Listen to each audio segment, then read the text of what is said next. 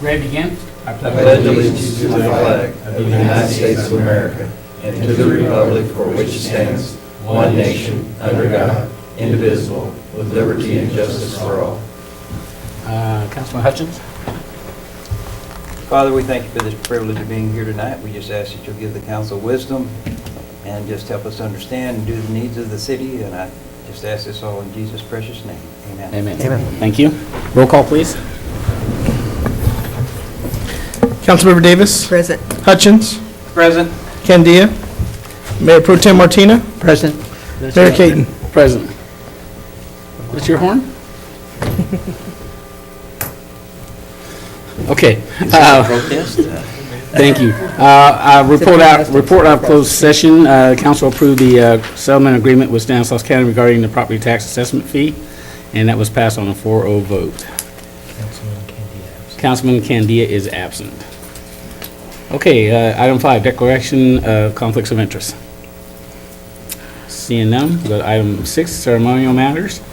And I don't believe we have any this evening. Number 7, items from the public, non-agenda item. Any member of the public wish to address the council, now would be time to do it. Go to consent calendar, item 8. A is waive all readings of ordinances and resolutions set by title. B is approval of the warrants. C is approval of the minutes of 2013 meeting of December 10. D is adopt resolution 2014 next in number approving the local transportation fund claim for fiscal year 2013-2014. Other purposes, and authorize finance director to execute the claim on behalf of the city of Newman. E is adopt resolution number 2014 next in number supporting the Healthy Eating, Active Living, HEAL campaign. Move we accept the consent calendar as read. I second that. Motion and a second. All in favor? Aye. Opposed? Motion carries 4-0. Councilmember Candia absent. Item 9, public hearing. A, second reading and adoption of ordinance number 2014, next in number, an ordinance amending Title 5, zoning and accompanying zoning maps of the city of Newman, and authorizing staff to publish a summary of said ordinance. Good evening, Mayor and council members. Before you is ordinance next in number, or 2014 next in number relating to zone change 1301. The zone change application has been submitted by the applicant, the Villas LLC, also known as SCM Homes. The area was initially zoned PD in 2005. That zoning was for the existing Villas project that utilizes a pull-apart style high-density residential housing. The current zone change request will affect the remaining lots that have yet to be built by reducing density, revising the layout, and the replacement of 2-story plans with 1-story plans, as well as offering an above garage option. The proposed new elevations were conditionally approved by the Architectural Review Committee in August of last year. The Planning Commission also recommended approval of the zone change to the City Council also in August of last year. The first reading of the zone change ordinance was held on October 22nd of last year, where concerns regarding a traffic barrier were raised by the council. Staff met with the applicant on November 20th to address those concerns. A narrative describing potential mitigations was received on January 8th of this year. They include repainting existing striping along Hills Ferry, adding additional striping along Hills Ferry, installing rumble strips, and planting trees along Hills Ferry. These mitigations were written in a sense of suggestions. They weren't necessarily listing everything to be put on at the same time, but staff did review those and is recommending that all mitigations be applied up front. Additional environmental factors were also discussed by the applicant, and those are listed in the staff report. Although the proposed zone change is different than the existing planned development, staff believes that it is consistent with the intent of the original Villas development. In regards to traffic mitigation, staff does agree with all proposed mitigations, as long as they're done prior to the construction of additional units. And also, staff recommends that the mitigations be amended or clarified. Those clarifications are listed in the staff report. They include the ranging of where this restriping will occur. The method of the additional striping needs to be consistent with our non-motorized transportation plan. To help utilize the natural barrier of cars parked along the right-of-way, we recommend the substitution of the current no parking signs with no truck parking signs. So that way, typical passenger vehicles would be able to park along Hills Ferry. And also, the trees shall be planted in accordance with our street tree plan and PG&E standards. Staff has been in contact with PG&E, and they're going to be sending us their recommendations given the high voltage power lines in that area. Given the general consistency with the general plan and aforementioned mitigation, staff recommends that the city council hold a public hearing, approve the zone change with conditions from planning commission and those said above, and conduct the second reading of ordinance 2014 next to number, amending Title V zoning and zoning maps. I have a few slides here also I wanted to cover. Oh, sorry. So this is an aerial photograph of the project, just to kind of give you an idea of what is left to be built. This is the original layout of the project. This is the proposed. As you can see, the density has been reduced by about 18 units.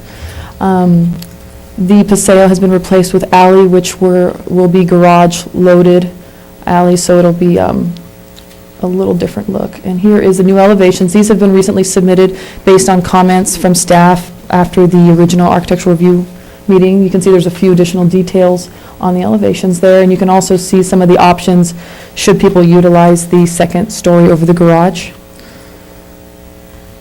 These are just the general floor plans for the 4 plans.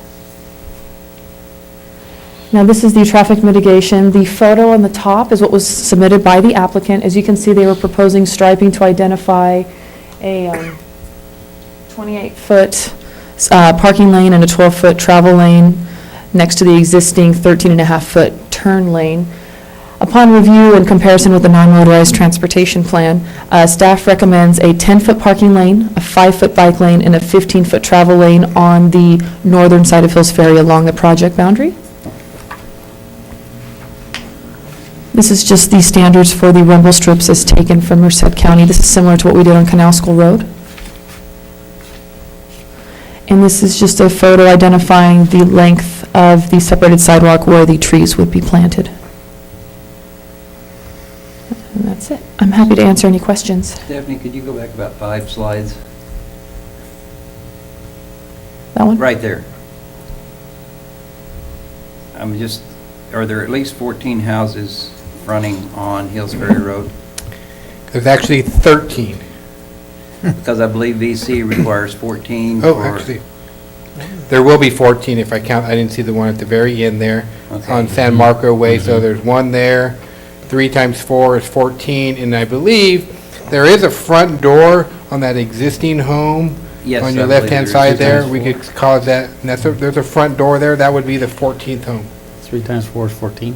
Or 3. Did I say that? That's as bad as this That's 29 that's lines. the Seahawks number. Because That's I a believe Seahawks it number. I've been requires- having a good day today. If I'm not wrong, Lieutenant Short, there's 14 houses fronting to just, you can automatically reduce the, per VC.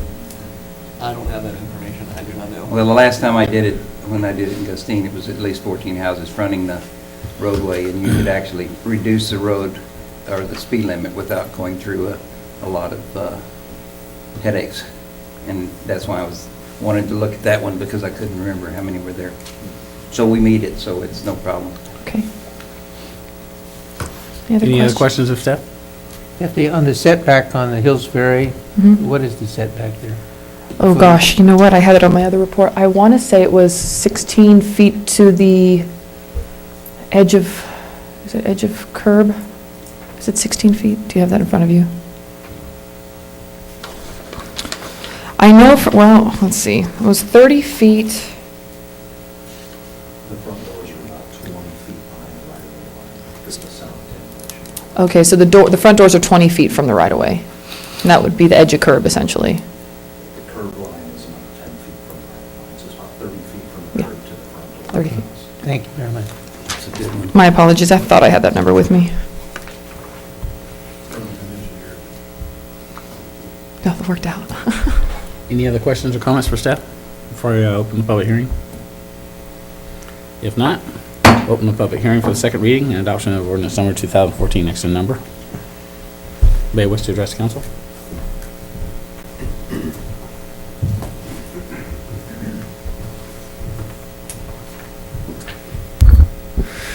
Mr. Mayor, members of the council, Steve Mothersell, President of SCM Homes, manager for the Villas LLC, the owner of the project.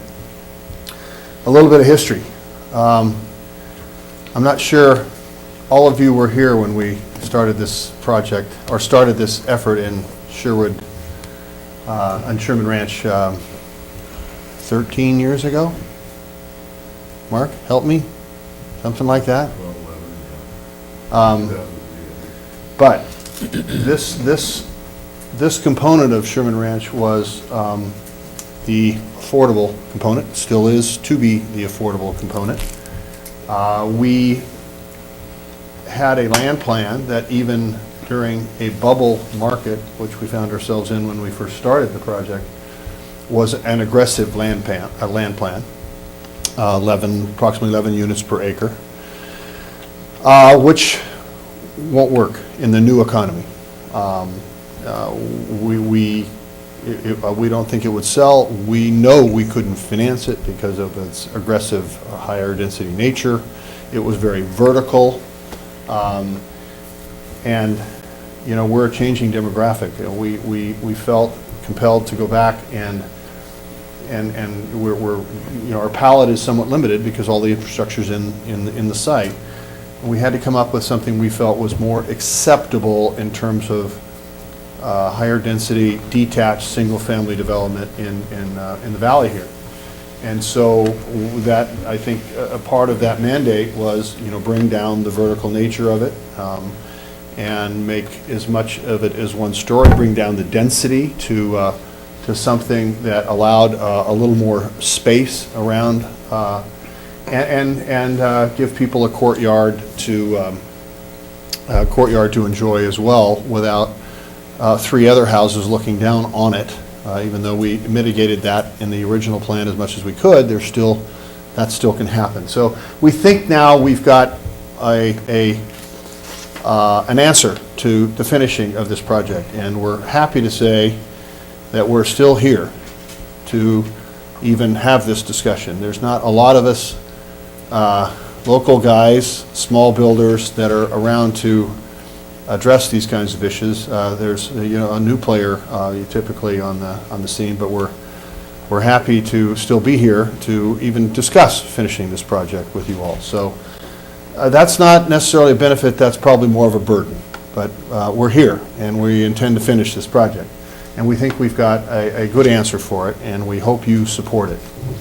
I want you to know we heard your, unfortunately I couldn't be here at the last council meeting where the concerns about traffic issue, potential crashes on Hills Ferry Road were expressed. But I want you to know we heard that, and we heard it loudly.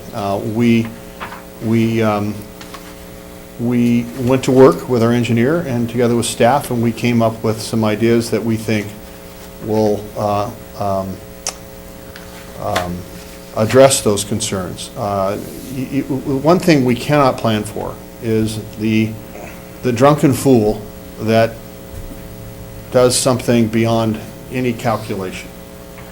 If we designed everything to accommodate that one possible scenario, I think we'd be building nothing but new World Trade Centers, and we can't make affordable housing, you know, that can possibly address the one crazy idiot that, you know, does something fantastic with his automobile, or her, to be fair. But I need to remind you that this project was approved, you know, in its current design, nothing new except for the density has come down. Like Stephanie pointed out, there's 18 fewer residences in this plan than the original plan. 18 less families of traffic. There are no T-intersections, you know, that dead end on the other side of Hills Ferry Road into the project. So, I mean, it's not a scenario that any technical experts would design to. However, we still came up with some ideas that we feel have a further calming effect to the traffic on Hills Ferry Road. And Council Member Hutchins pointed out a very, you know, accommodating observation about what the city may be able to do with their with their speed limits without a lot of debate, and I hope that's the case. But Stephanie pointed out some, and there's a technical bulletin from our engineer, Ryan Carroll, who will be happy to answer any questions in regards to that technical bulletin. But we ask that you support what we are proposing, what staff is in agreement with, and we ask that you allow the professionals, staff and the engineer, come up with the final design of these ideas.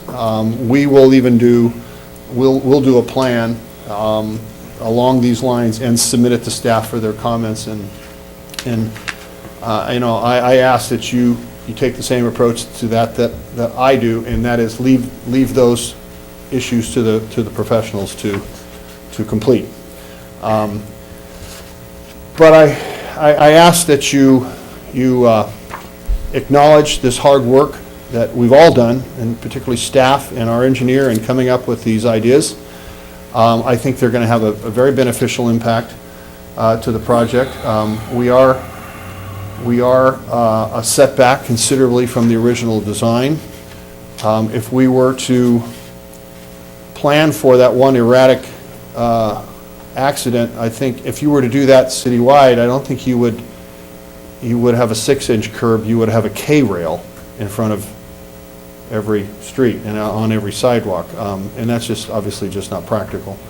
And we all agreed years ago when this project went through its entitlements that walls, concrete walls, were not what we believe are an answer to building a community. We feel that walls are just that. They wall people in and they wall people out, and things go on both sides of those walls that are very unattractive. We want the community and the surrounding neighbors of this project to be able to see what a good plan looks like and how well it works. And I have to say that this might be one of the few, maybe very, very few projects that was started during the bubble that survived the implosion and that has a very, very healthy homeowners association. It is in great shape financially. The people, there are, unlike in every project that went through the implosion, there's a fair number of rental units in there, but we know all the people that bought them, and our company does most of the property management in there for those rentals, and we run a very tight ship. Obviously, we want a very nice project to continue to finish out without problems that can flow from those kinds of circumstances. But again, I'm here to answer any questions. Ryan will address any technical issues, any technical questions from his memorandum that is a part of your package, and I'll simply answer any questions that I can that you may have of us. Anybody have any questions or comments for Steve? Yeah, is there any proposals along the Hills Ferry for any type of barrier? Other than the cars that will be parked there and the trees that'll be planted and the additional setback, no. What staff and we are proposing is that we do this striping, and engineering statistics have proven that these things that we're proposing have a very calming effect, to use their professional term, a very calming effect to traffic. You have a speed reduction to 35 miles an hour. We're proposing to use the rumble strips. It's just, for some reason, that's a term that I just don't think works well, but anyway. Rumble strip sounds like something that the police throw out to ahead of a runaway car or something, but I guess that's the same thing. But and then, of course, the bike lane and the evidence that is before you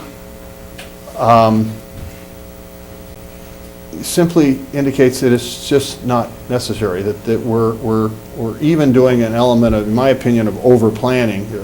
This is a project that was reviewed and criticized and studied very completely in its original conception, and nothing was suggested in any of the professional reports that a barricade was necessary along the frontage of this project.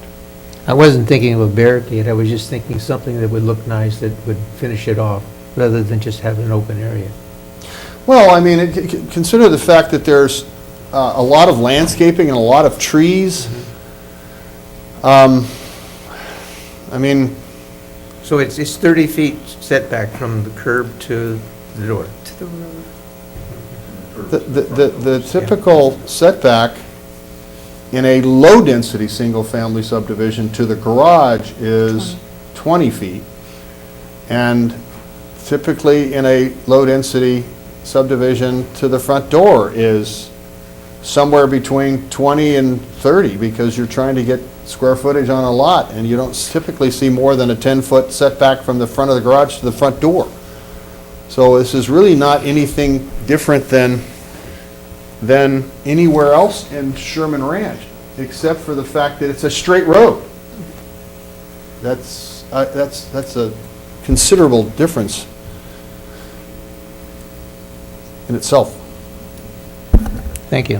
Councilmember Martina, we brought this slide up, as you can see, and we've worked with our police chief on this matter.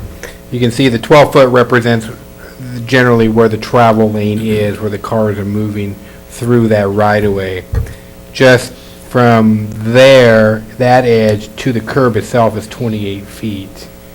And then you have a curb, you have landscaping, which we're proposing it needs to be enhanced with additional trees to provide another barrier there, not only physically but visually. And then there's a sidewalk, and then there's more front yard there as well. Okay. Thank you. Any other questions or comments? On this, is the wall that's on the, I guess it would be the east end, is that going to remain, or is that going to be taken down when that other unit's put in there? That would remain. That would remain. The wall along the There's that little bit of a The wall right there. wraps around there from Where Sherman that Parkway. Parkway. yeah, that doesn't change. Yeah, that segment would remain. Remain, okay. Any questions, comments? I guess the only thing, as I sit and I think about it, and I might not a concern, just a comment about the trees. Eventually, are we gonna have problems with the trees pushing up our sidewalks? They'll have to install root barriers and the like there. I mean, it's not We one also thing, have- it's another. And one of the other concerns that we have, there's high voltage lines there. Yeah. That's why we consulted with PG&E on it as well. It was just an observation. Okay, any other questions or comments? If not, any other comments from public? If not, I'll close public hearing, bring it back to council for direction. I'd move that we adopt ordinance number 2014, next in number, an ordinance amending Title V zoning and accompanying zoning maps of the city of Newman, and authorizing staff to publish a summary of said ordinance. There's a motion, is there a second? I'll second. All in favor? Aye. Aye. No. Opposed? Yes. Roll call? Councilmember Davis, No. Councilmember Hutchins, Yes. Mayor Pro Tem Martina, Yes. Mayor Kane. Yes. And Councilmember Candia is absent. So on a 3-to-1 vote, passes. Okay, thank you. Go to item number 10, regular business. A is adopt resolution number 2014, next in number, resolution consenting to the inclusion of properties within the city's jurisdiction in the California HERO program to finance distributed generation, renewable energy sources, energy and water efficiency improvements, and electric vehicle charging infrastructure, and approving the amendment to a certain joint powers agreement related thereto. Got a mouthful there, huh, Mayor? Yeah, Michael? Thank you, Mayor. Tonight, we're presenting this program to you. Originally, back in 2008, there was Assembly Bill 811, which was signed into law, and essentially afterwards with AB 474. And what that's done is it allowed you as a legislative body to designate an area within our community that would allow property owners to voluntarily enter into this program. And in that program, what they would do is enter into a program to finance installation and distributed generation, renewable energy sources, energy efficiency, and water conservation improvements. And all of these have to be permanently fixed to the property. So what does that mean? So by us joining the HERO program, and the HERO program is a program that has been used very successfully throughout the state. It originated in Western Riverside County. It really was an economic development kind of engine that's kind of taken on additional measures that really help to finance these projects. But to date, there's been over $120 million of improvements that have been funded through this particular project. So during the HERO program, what it is we will partner with the HERO program, and what that does is allow our citizens on a voluntary basis to contact the HERO program to do improvements to their property that would finance, again, renewable energy. So they want to do a solar project on their house. They could go to the HERO program. The HERO program would then work with a contractor that's been trained through their program to allow them to come and install those solar panels on their house. And then the payments would be made through the property tax system. So the owner would be realizing the savings by reduced energy, and when they made their payments, they would do it as if they were making it on their property taxes. It's just another financing mechanism that can go on there. There's many financing mechanisms out there, but this is another one that probably helps people that may be more challenged with getting the financing that may be necessary to do a large project at their house, although you can do them at multiple layers in terms of pricing structures. We want to stress again that this program is 100% voluntary, so the owner is free and willing to enter into these contracts. This is not a city sponsored. We're not pushing them to do these things. What are the benefits to the property owners? Again, eligibility. If you're the property owner and you have, I think you have to have a certain amount of equity in your house, but I think John can talk to this, John Law, who's here representing HERO. You can do this, and again, it'll show up on your taxes. The property owners are going to realize savings either through the water conservation or renewable energy. They'll realize those savings. Again, it's 100% voluntary. Now, the property obligations actually stay with the property because the improvements stay with the property.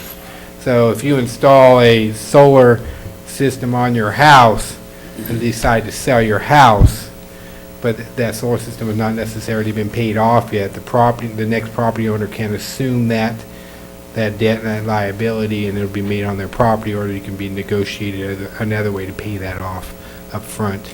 And again, if you have questions on that, Mr. Law will be able to answer those. And again, this is really a customer-oriented program. For the cities, where we benefit is, again, the generation of jobs. They try to use local contractors as much as possible, and they go out and help and train these local programs and make them aware of the program. And so when they're meeting with a property owner, that's another selling point. Hey, we can help you get into the HERO program to finance these improvements to your property. Obviously, it increases the value of the house by having these types of energy efficiencies in your house. Because it's not a conventional assessment district or some of the other things, there may be some savings there as well. So, and then if you're saving money on your heating and water and cooling and all those things, you may have extra money to go into your pocket as well to spend locally at our local businesses as well. So, by us joining this program, there is no cost to us. Again, we are just opening this program up and making it available to our residents in our community. And again, we will help promote it through our website and a few other things through maybe some mailers And then again, they would contact the HERO program themselves and do those, and make the arrangements with Mr. Law and his group there. So, really, the mayor and our public works director, Mr. Kim, and I went to a energy efficiency workshop, and this is where we learned about the program. And following that, we invited Mr. Law in to do a presentation to us on a one-on-one type basis, and we thought it would be a good program for our residents. Excuse me. There's no obligation to our residents to utilize the program. It's just a voluntary basis, so we thought really it is a win-win situation for the city and for the residents. So again, Mr. Law is here. He's a Northern California representative for the HERO program, and he can answer any questions that you may have, or I can try to answer any questions that you may have right now as well. One question I had in looking, I know that there are programs out there that are like pass-through programs through like PG&E, and that brings down the cost of kilowatts. Is this that type of program, or is it really a separate? John, would you like to step up? Welcome to Newman. Thank you very much, Mr. Mayor, Council. John Law, I'm with the HERO program. I live in Modesto. So on that subject, sir, so if we think about PG&E and we think about Energy Upgrade California, for example, some of the branding that they use and some of the other utilities as well, sponsored by the PUC, there'll typically be rebate programs that, depending on what is involved with upgrades or improvements to a home, there'll be certain eligible rebates that are available to that property owner. We're different than that. We're more the financing mechanism for the whole project, but completely compatible with those programs. So those programs can be taken advantage of with utilizing HERO. Something about HERO, when we think about the work that's being done now, we talk a lot about solar as one of the things we finance. That's really about 1/3 of what we're financing. About 2/3 are more energy efficiency projects. And very often, they're caused by a trigger event or by a failure. It's summertime here in the valley, it's hot, the air conditioner breaks. It's time to replace that system. Maybe it's also time to do some weatherization on the home and so forth. So we become one of the financing options in work that's traditionally getting done. And because we're a better financing mechanism, better work is being done, saving more on the energy monthly utility bills and so forth. So that's why there's been such a strong take-up by property owners with the program. Okay, I know that several years ago, there were, and not with HERO, but there were a lot of investigations in the valley on scams with weatherization and some different things, and there were a lot of companies up here calling themselves as authorized in this. On a marketing side, to get around skepticism, what do you guys utilize to do that? Yeah, we're pretty proud of our results so far. We've financed projects on over 7,200 homes at this point. Today's data, $134 million funded with over $500 million approved into the marketplace. And the customer response has been terrific. Listen to these numbers. 9 out of 10 of our clients would recommend HERO to a family member, and 9 out of 10 are satisfied with their contractor.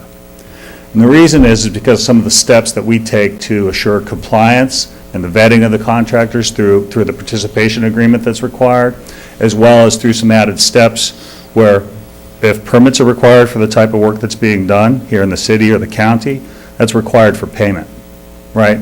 So that really changes the scope of what's happening in California today, which is 90% of air conditioning and heating work is done permit-free, for example. That doesn't occur with our program. So it brings up the safety level of the work that's being conducted. The other thing is that property owner has to sign off on satisfaction of the job being performed correctly, as well as understanding of the financing that they're participating in. And so we feel that that's been a real, the main reason, our good program design has been the main reasons for such high satisfaction levels. Thank you. Any other questions or comments for John? Michael, anything else? No, thank you, Mayor. John, you want to add anything else? No, I think Michael did a great job. The one thing that I did want to call out, we're the largest provider nationwide. The reason we're statewide has been because there's statewide demand, not because our program ever intended to hence the long name. And finally, to think about 2/3 of the work that we're doing is not solar, not that discretionary spend, but 2/3 of the work we're doing is being done in some form now. We're just offering a better means to get quality work at a more affordable way. I think it's a good idea. Anything we can do to help our residents and if something people are interested in, I would encourage them to contact our city hall. So with that, council direction? I so move that we adopt Resolution 2014, next number, consenting to the inclusion of property within the city's jurisdiction in California Heroes Program to finance, distribute, generation, renewable energy source, energy and water efficiency improvement, electric vehicle charging infrastructure, and approving an amendment to a certain joint power agreement related thereto. There's a motion. Is there a second? I second that motion. Motion and a second. All in favor? Aye. Opposed? Motion carries 4-0 with Councilmember Kennedy absent. Thank you, John. Thank you very much. Item B, first reading and introduction of ordinance number 2014, next in number, ordinance amending Title 11, Public Ways and Property, adding Chapter 11.120, Stormwater Management and Discharge Control to the Newman City Code, complying with the Npdes Phase 2 permit effective March 1, 2014. Soon. Good evening, City Mayor and council members. This is regarding the brand-new stormwater ordinance, which is part of the Mpds, the Phase 2 permit. Could you move to the next slide, please? You can use the arrow. Just arrow here. Okay. Yeah, basically, the Mpds Phase 2 stormwater permit started from July 1st, 2013. This is part of 5-year action plan. Because we are under the new permit, there are several items we must implement based on their guideline. So this is the first step to open the door to the new world, which means new stormwater quality action. So basically, this ordinance includes several items as like that. The first item is definition for stormwater quality, prohibition of illegal discharge or illicit connection to our the stormwater system, spill prevention and response plan, and notice of violation.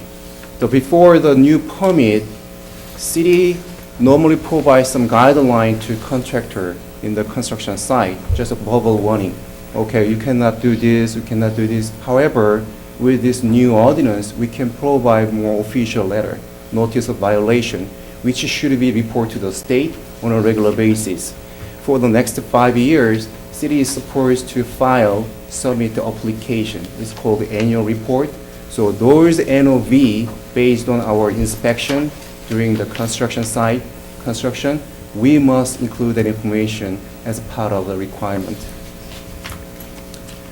So this is regulatory hierarchies. It might tell us where we are at this point as of 2014.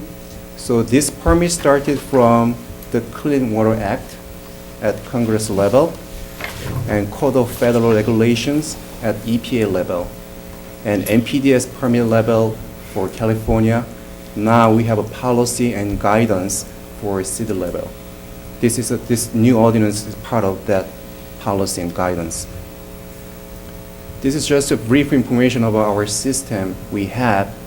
So as you know, as you can see here, the basically city has 2 utility systems. The first one is a sewer pipe. The second one is a storm system. The sewer, all the sewer flow goes to the treatment, the plant. So we are treating those flow. However, the storm flow goes to the river directly, which is San Joaquin River. There is no treatment. Some people still thinking, oh, I can dump some engine oil into the catch basin. Actually, those activities happen on a regular basis, unfortunately.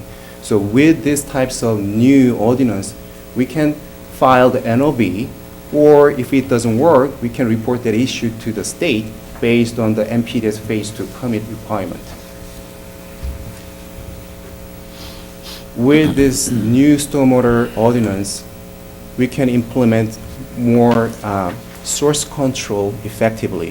For example, here, there are some oil and grease at the catch basin, some oils from parking lot, so a lot of erosion issue during the construction. So we can address those issues to contractor in the construction site with this official letter, NOV, or we can report that issue to state directly with this ordinance. So this is just one example. So many people think, oh, new regulation, new ordinance, oh, wow, it might cost a lot. No, actually not. This is helping everybody. For example, with this new requirement, we can implement a new public outreach and education program. This is a really good example. So all the catch basin will have these types of storm markers. This is a part of a requirement as well. So we will find some volunteers, school students, and then we can install those no dumping drains to river. So also we are going to advertise a new motto. It's like only rain down the drain. No oil, no grease, only rain. So that the storm markers will be installed by new development as well. So this is a kind of new wall, so we are going to provide those information to all the developers, engineers, all the local people. So this is just one step. So in the future, I'm going to approach to the council here for further approval or adoption. So with this new ordinance, next step is to provide low impact development ordinance in the future. So LID means, so we are mimicking more Mother Nature. Rather than providing very expensive treatment system for the new construction, why don't we just provide more green areas, bioswale, bioretention cells, because those systems mimicking the Mother Nature, however, it's treating water very efficiently. So we are going to develop the LID ordinance as well. And stormwater development standard plans. So maybe engineers, landscape architect, they are wondering about the new details. Where is the guideline? So a city is going to develop the stormwater DSP to provide more details for the LID design criteria. So I want to say that the stormwater DSP we developed maybe 90% is very close. So we are going to come to the council for additional approval in the near future. And public outreach education program that will be followed as well. It's an ongoing process. Update CCID, the irrigation agreement. The city staff contact the CCID general manager last week. And we found that our agreement between the irrigation district and city is 1978. So we must update those agreement to comply with the Mpdes, the phase 2 permit. So we are working all together right now. Lastly, this stormwater management ordinance can be incorporated into Fema community rating system program, which help the local resident because they can reduce flood insurance premium. So this is a part of all several plans. That's why I prepared a brief presentation for better understanding. If you have any question, I'm happy to answer to any questions. Any questions or comments? Yeah. Question, is there any way of measuring when these systems have been contaminated? How do we know what's going in the system right now? Like, for instance, stormwater management. Do we have any indicators chemically that we can determine how serious the problem is? Yes. For existing subdivision, we cannot measure the exact how much of oil or grease comes from there.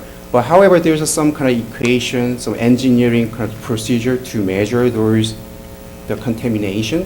For example, the stormwater is different from sewer. Sewer, we treat the sewer flow 100%. We cannot release any sewer to river. But storm, we treat, I want to say like 80 to 85% of the basic flow. That means when it rains first after the dry season, that's highly contaminated. I want to say it's called like first flush. Normally, the engineers treat that amount of the grease and oil. because we know the impervious areas as like a parking lot or some industrial site, the engineer can measure those, the contents from the impervious areas based on 80 to 85% flow rate. So we can measure that, so we are targeting to treat that amount. Okay. Thank you very much. You're welcome. Any questions or comments?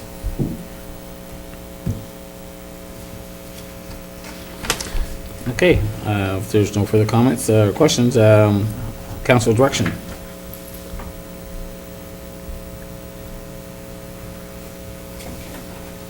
I so move the introduction and first reading of the ordinance number 2014, next number, amending Title 11, Public Ways and Property, adding Chapter 11.12, Stormwater Management and Discharge Control of the Newman City Code, complying with Npdes Phase 2 Stormwater Permit effective March 1st, 2014. There's a motion, is there a second? I'll second that motion. Motion and a second, all in favor? Aye. Opposed? Motion carries 4-0. Councilmember Candia absent. Thank you, Kasim. Thank you. Item 11, items from Supervisor DeMartini.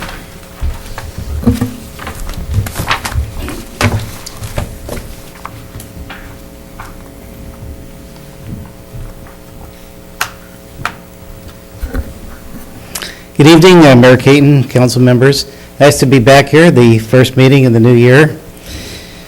One of the things I am glad about is that I think the PTAF issue is finally behind us today. As you dealt with this today, the board has also passed the resolution to PTAF, hopefully putting this thing behind us for good. One just comment about that all these cities receive the same deal, same interest rate, same everything. The only difference might have been where there was a protest in the agreement.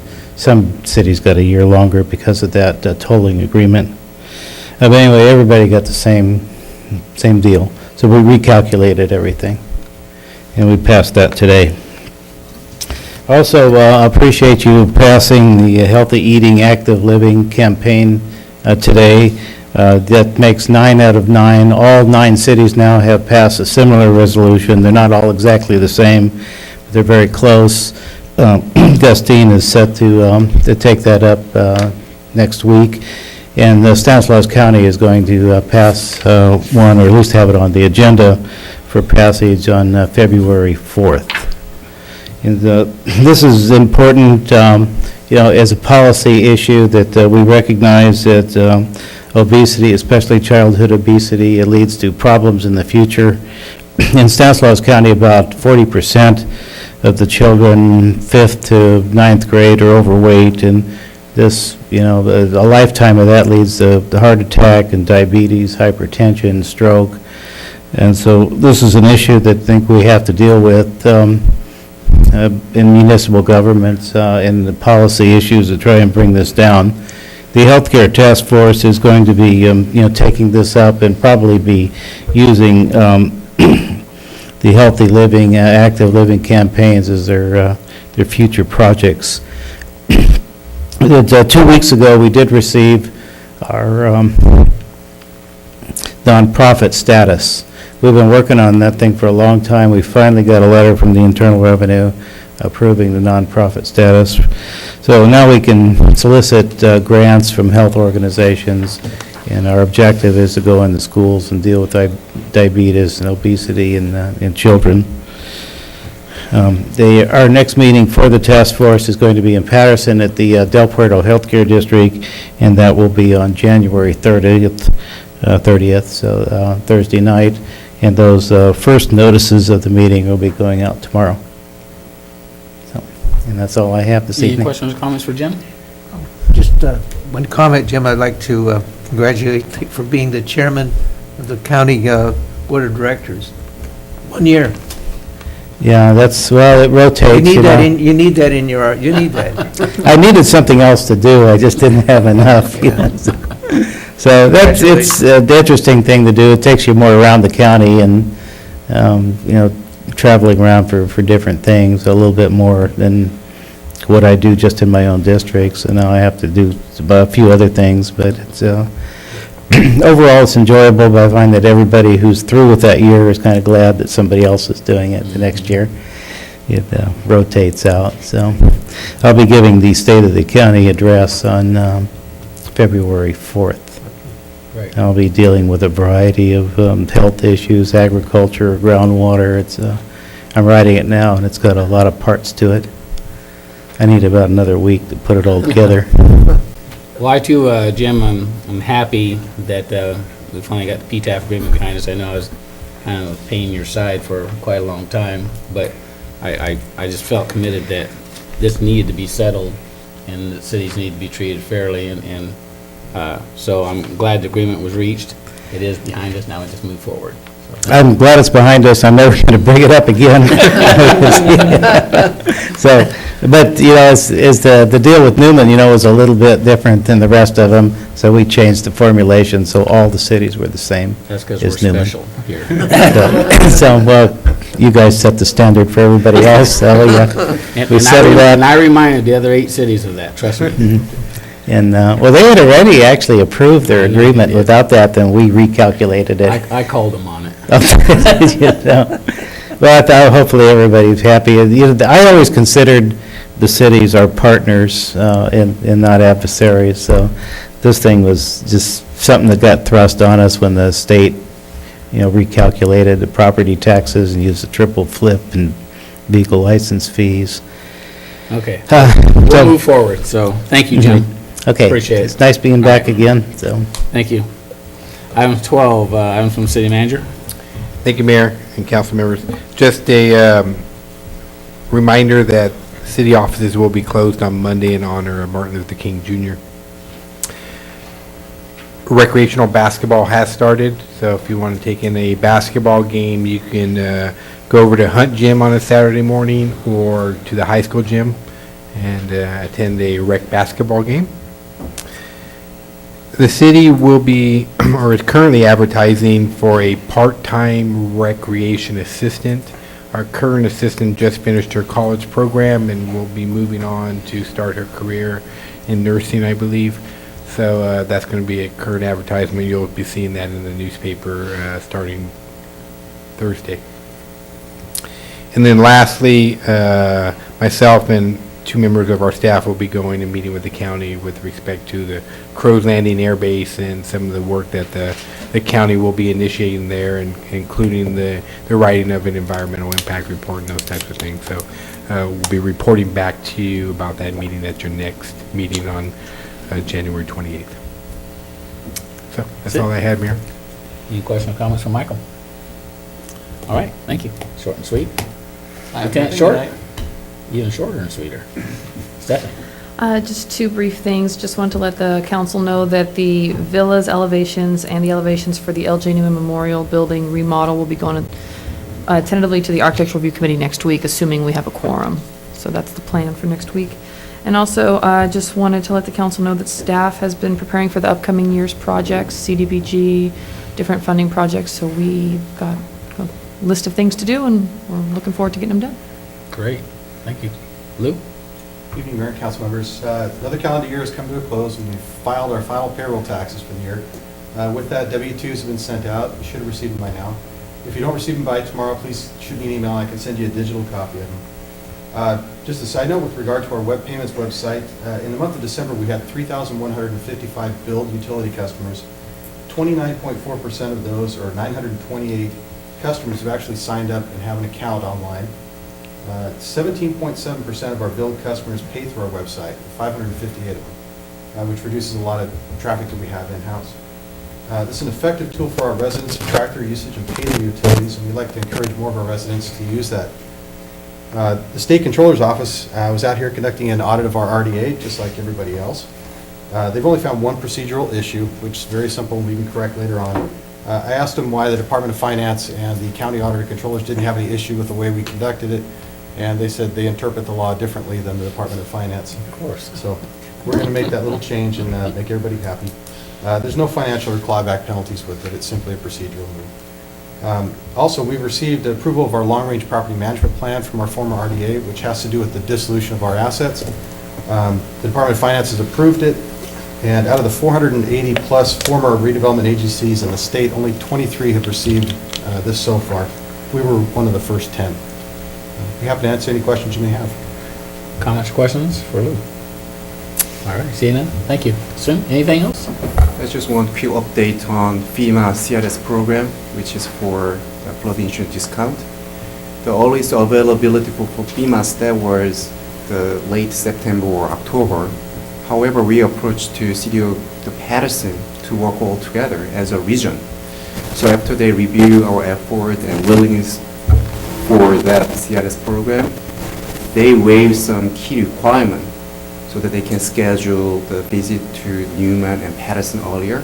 So we scheduled the meeting on May 6th and 7th for Patterson. So after the visit from the FEMA staff, we can submit the application.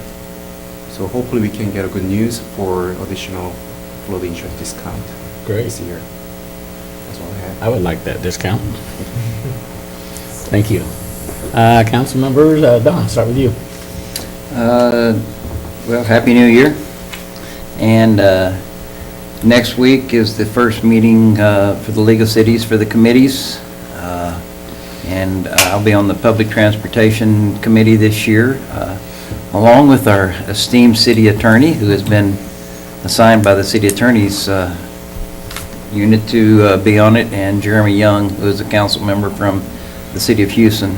And so there are some interesting things coming out of the legislature on public transportation and on transportation period. So we'll be reporting back on that probably within 2 to 3 weeks. Great. Roberta, anything? I don't have anything tonight. Bob? Just a comment, the West Side Health Care Task Force meets in 3 cities, Patterson, Newman, and Gustine. And when we come to Newman, I always ask if they would set up something special for us. And Stephanie and Mike, thank you for what you do, because when we go to the meeting, it's set up with class. And it makes me proud that I live in Newman. I mean, it seems like a little thing, but it's a big thing. And it shows how you care about the city and what you do. But thank you. We're happy to do it. That's, I don't want you to stop, so I got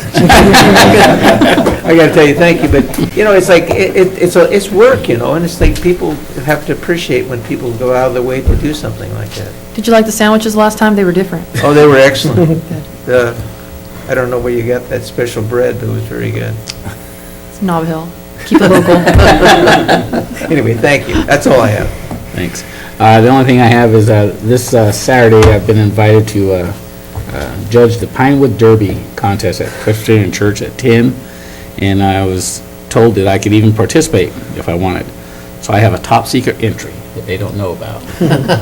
So I'll be racing with the Cub Scouts on Saturday, so it should be a lot of fun. It's going to bring back a lot of memories. I did it just a couple of years ago, so it's going to be a lot of fun. So I'll be judging the Pinewood Derby contest, and I'm going to enter my secret weapon into the race as well. So it should be a lot of fun. And with that, I think that concludes our business for the night. A motion to adjourn? So, motion adjourned. Motion, is there a second? Second. All in favor? Aye. Opposed? Good night, everybody. Happy New Year.